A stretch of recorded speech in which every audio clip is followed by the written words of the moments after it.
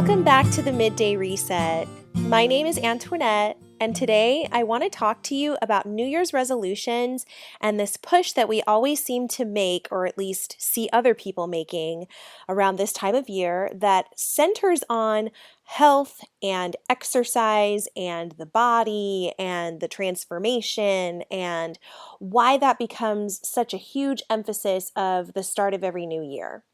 And this actually came to me as a request from someone on Instagram. I'm so thankful for all of the suggestions that you guys send to me for topics to cover. So if you have ideas, you can contact me on Instagram at the Midday Reset. You can also contact me at middayreset.com or write to me at info@middayreset.com.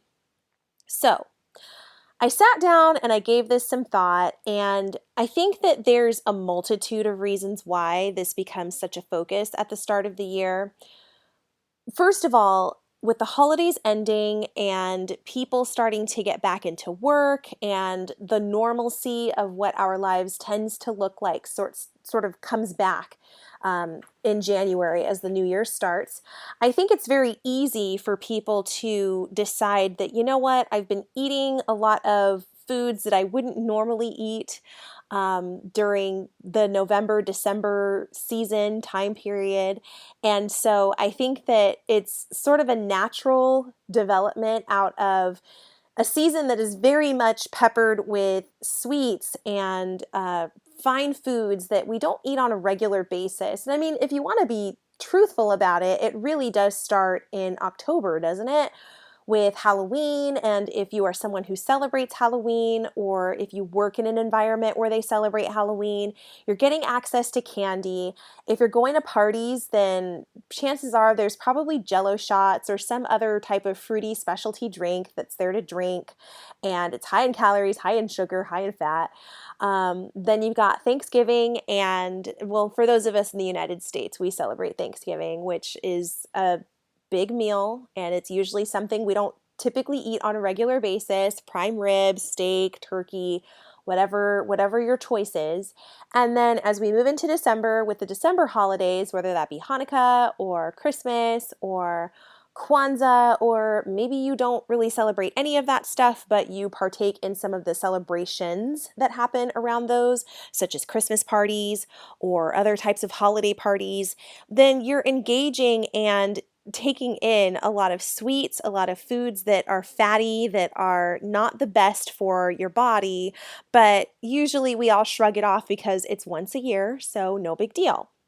And so naturally, I think that people, once all of that is over, people decide that, okay, it's time to refocus and maybe detox a little bit. I know that I always feel right around the second week of December, I start feeling like I need to detox, and I still have a couple more weeks to go before I can actually do it for real, where it doesn't get thrown off by something like the Christmas holiday or a New Year's celebration that I participate in or that I throw here at my house, which really just includes me and my husband and my kids. And then we had a friend that came and visited this past New Year's, which was fun. It was nice to have somebody new visiting and spend that time with her. So that's one reason that I can think of. The other reason is that I think that people see a new calendar year, and especially with what we just did, because not only do we have a new calendar year, but we have a new decade now.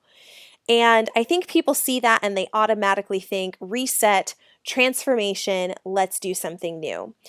And just a couple of comments on that, because I'm all for personal change. I'm all for making positive shifts in your life that are going to benefit you long term.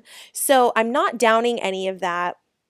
The only thing that I want to say is that I think that it's kind of, I don't know why we put the pressure on for January 1st or for the new year, when in actuality, you can start making the changes that you want to at any time.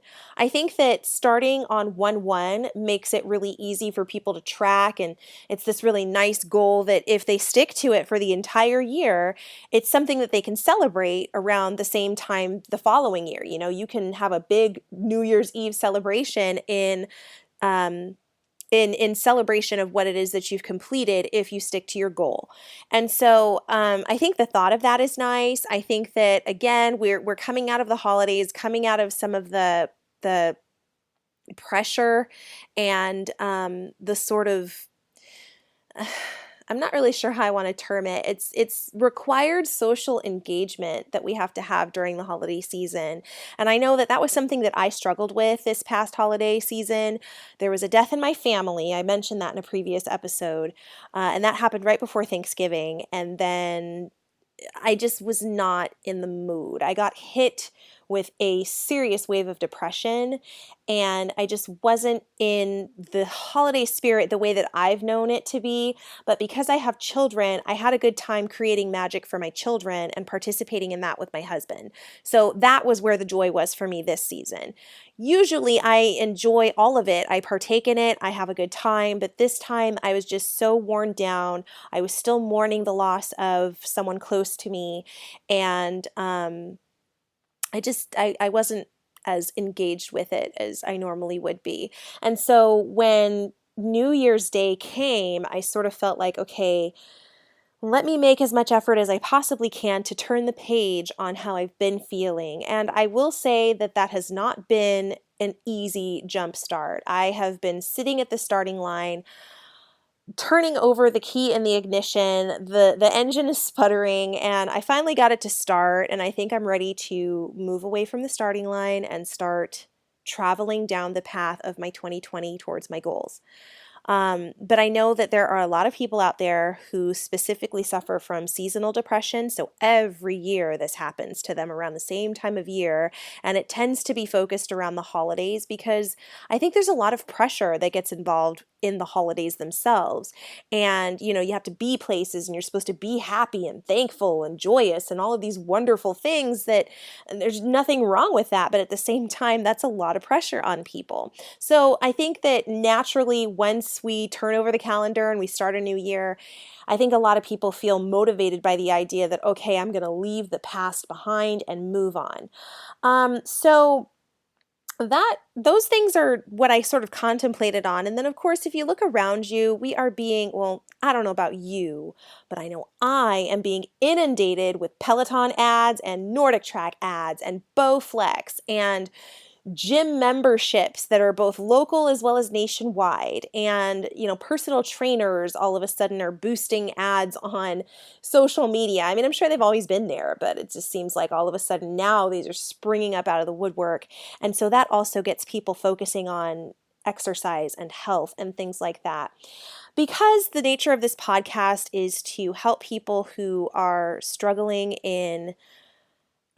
with anxiety, with stress, with depression, and to just kind of be a tool of mental health support for people, whether that's through an escape and something to relate to, something fun to listen to, or you find some answers from the things that I say that help guide you towards things, towards better solutions in your life.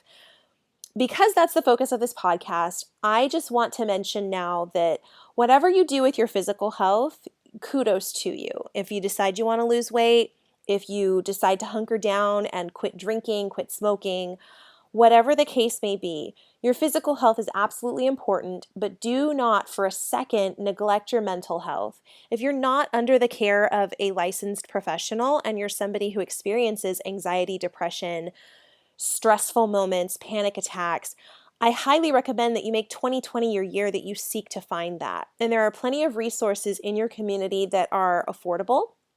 They are convenient. They are useful and more accessible than I think a lot of people want to think that they are. It's not just that you have to call your health insurance company and figure out who they're contracted with that you can go to.